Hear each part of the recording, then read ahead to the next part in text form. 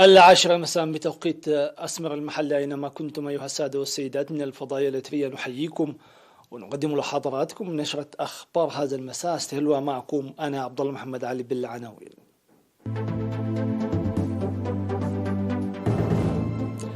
إصابة 58 مواطنا بكوفيد 19.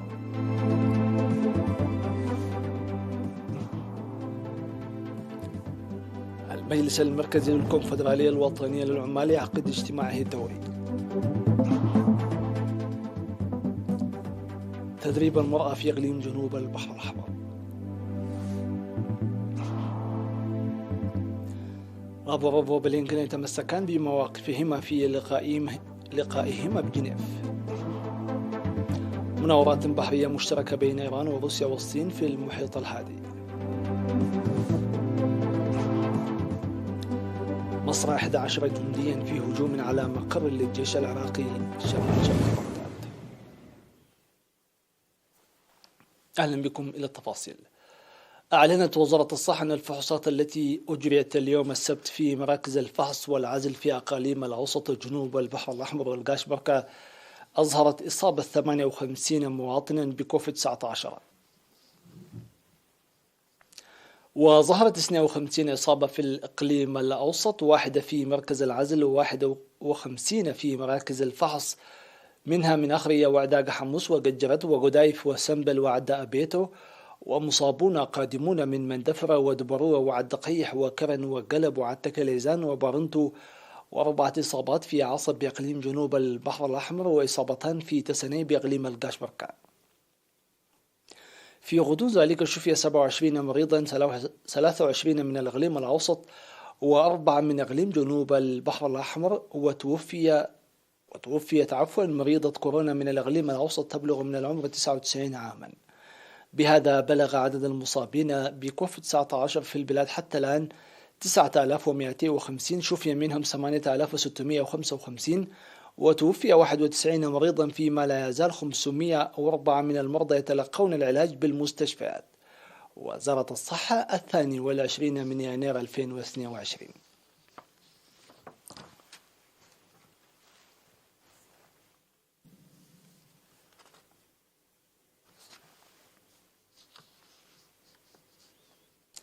عقد المجلس المركزي للكونفدرالية الوطنية للعمال اجتماعه الدوري الثالث يومي 20 و21 من يناير، وقيم أنشطة 2021 وبحث خطط عمل 2022.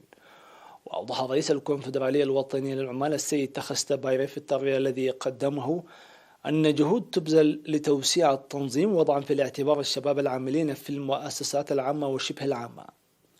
وقال أن الكونفدرالية طورت العلاقات والشراكات مع المنظمات الإقليمية والدولية، مشيرا إلى تنظيم دورات تدريبية ل 168 عاملا من 40 مؤسسة في 7 مجالات مهنية في مركز التدريب القائم في مدينة مصوع، موضحا الدفع بالعون المقدم للمرأة المحتاجة بالتدريب في مركز تدريب تخومبيا والتأهيل بتربية الحيوان والقروض والزراعة.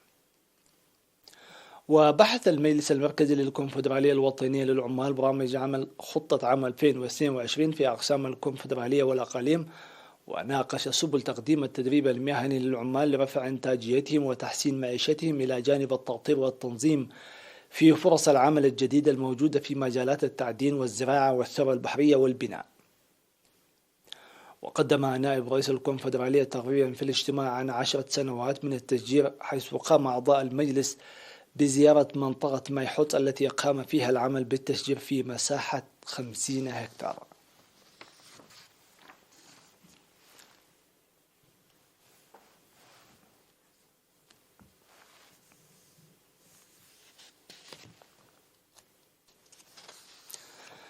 دعا مكتب وزارة التعليم في إقليم شمال البحر الأحمر للعمل المنسق للحد من المقاطعة المتزايدة للتعليم. ودعا مسؤول المكتب الأستاذ رشيد محمد عثمان في الاجتماع التقييم الذي عقد في أفعبت لنتائج امتحانات الشهادة المتوسطة لمديريات أفعبت ونقفة وقرورة أن نقص المعلمين التي كانت مشكلة أساسية قد حلت، وعلى المعلمين وأولياء الأمور العمل المشترك لوضع حد لمقاطعة الطلاب للتعليم. وذكر مسؤول التعليم العام السيد علي أحمد أن نتيجة امتحانات الشهادة المتوسطة ليست بالمستوى المأمول رغم نجاح الطلاب في الفصول بنتائج جيدة، ويجب دراسة السبب واتخاذ خطوات تصحيحية. وقال مسؤول تنسيق امتحانات الشهادة المتوسطة في الإقليم السيد أحمد عمر أن ضمان كفاءة واهتمام الطلاب من مسؤولية المشرفين التربويين الذين عليهم بذل الجهد الجاد للتعرف على المصاعب وحلها. بجانبه أوضح مسؤول الامتحانات المتوسطة في وزارة التعليم السيد هبتي أسفها أن الهدف الأساسي من الامتحانات التعرف على النواقص والمميزات، وأن مقاطعة التعليم تتحسن على مستوى البلاد وترتفع أيضا مشاركة المرأة في التعليم. وأوضح الاجتماع بدأ العمل مع الشركاء لإصلاح النتيجة المتدنية للطلاب.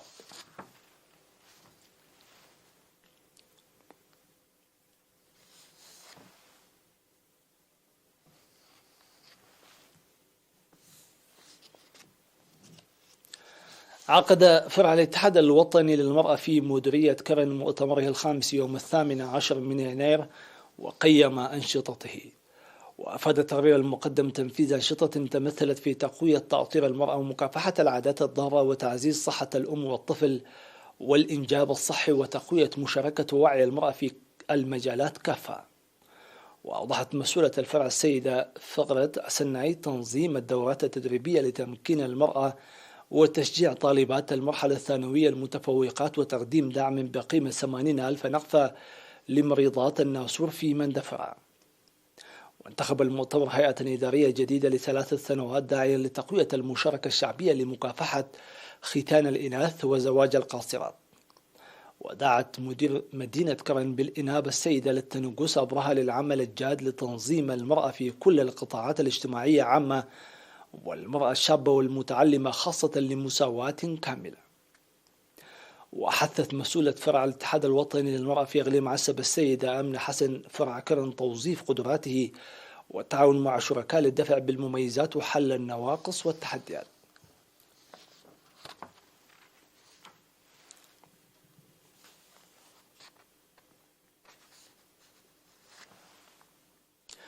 تلقت 60 امرأة من إقليم جنوب البحر الأحمر تأهيلا في القانون بمدينة عصب. وأوضحت مسؤولة الاتحاد الوطني للمرأة في الإقليم السيدة سعدية إبراهيم أهمية القانون في المجتمع عامة والحياة اليومية للمرأة.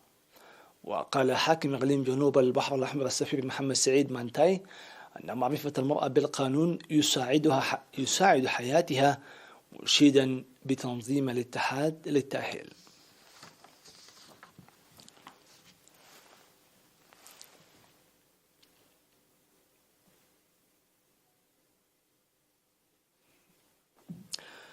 سيداتي سادتي، نتوقف مع فاصل مع ثم نوافيكم بالأنباء العالمية.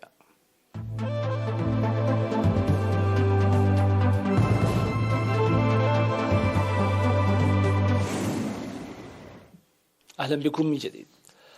أعلن وزير الخارجية الروسي سيرجي لافروف أن واشنطن وعدت بتقديم رد خطي الأسبوع المقبل على المطالب الروسية بانسحاب قوات حلف شمال الأطلسي من أوروبا الشرقية بعد محادثات في جنيف مع نظيره الأمريكي حول الأزمة في أوكرانيا، ووصفها بأنها صريحة. وأكد لافروف لنظيره الأمريكي أنتوني بلينكن في مستهل المحادثات أنه لا يتوقع اختراقا، وهذا اللقاء هو أحدث خطوة من مسار دبلوماسي مكثف بدأ منذ 11 يوما في جنيف بين مساعديهما. وتشتبه واشنطن في أن موسكو تنوي غزو أوكرانيا، فيما ينفي الكرملين أن تكون لديه أي نية في ذلك رغم إبقائه على نحو 100,000 جندي على طول الحدود مع جارته.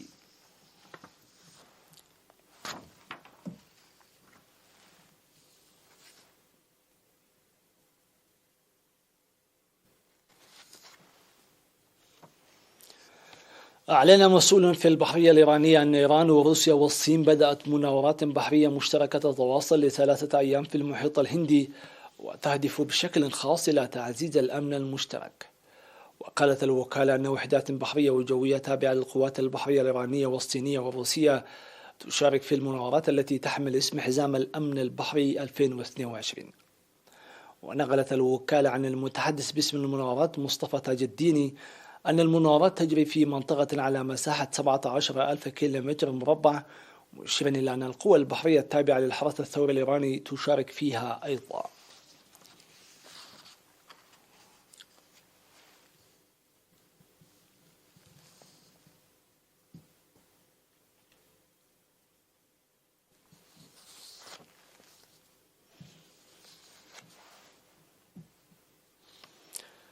استهدف تنظيم الدولة الإسلامية مقر للجيش العراقي في محافظة ديالى الواقع شمال شرق بغداد. نجم عن الهجوم مقتل 11 جنديا عراقيا، كما ذكر مسؤول عسكري في ديالى لوكالة الأنباء الفرنسية. وقال المسؤول أن 11 جنديا بينهم ضابط برتبة ملازم قتلوا في هجوم لعناصر تنظيم الدولة الإسلامية بأسلحة مختلفة بينها خفيفة، مرجحا أن يكون عناصر التنظيم قد استقلوا وعورة المنطقة لتنفيذ هجومهم الذي وقع ضد مقر في منطقة حاول عظيم الواقع إلى الشمال من بعقوبة والمحاذية لمحافظة صلاح الدين. وأكد محافظ ديالى مثنى التميمي في حديث لوكالة الأنباء العراقية الهجوم، موضحا أنه استهدف أفرادا من الفرقة الأولى في منطقة العظيم. وأعلن العراق أواخر 2017 انتصاره على تنظيم الدولة الإسلامية بعد طرد الجهاديين من كل المدن الرئيسية التي سيطر عليها في 2014، فيما قتل زعيمه في عام 2019.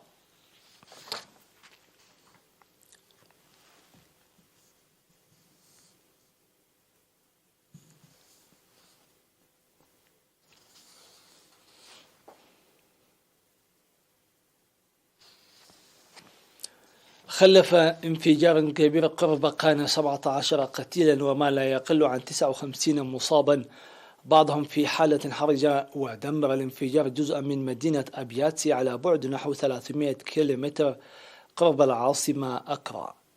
وقالت الحكومة أن الانفجار نتج عن حادث تعرضت له شاحنة تحمل مواد متفجرة مع دراجة نارية، وتم تفعيل خطة إجلاء لنقل المصابين الذين تتسم حالاتهم بالخطورة إلى مرافق طبية في مدينة أخرى ليتلقوا العلاج. وكتب رئيس قانا أكوفو آدو على تويتر أنه حادث مأساوي حقا، معبرا باسم الحكومة عن خالص التعازي لأسر القتلى.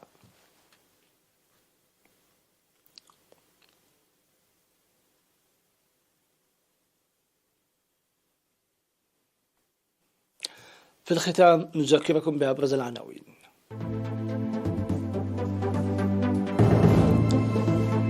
أصاب 58 مواطنا بكوفيد-19.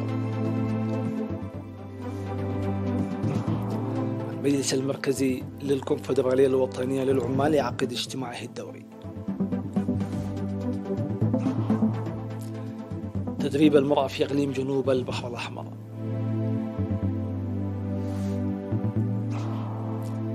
لافروف وبلينكن يتمسكان بمواقفهما في لقائهما بجنيف. مناورات بحرية مشتركة بين إيران وروسيا والصين في المحيط الهادي. مصر 11 جنديا في هجوم على مقر للجيش العراقي في شمال شرق بغداد. إلى اللقاء ودمتم في أمان الله وحفظه.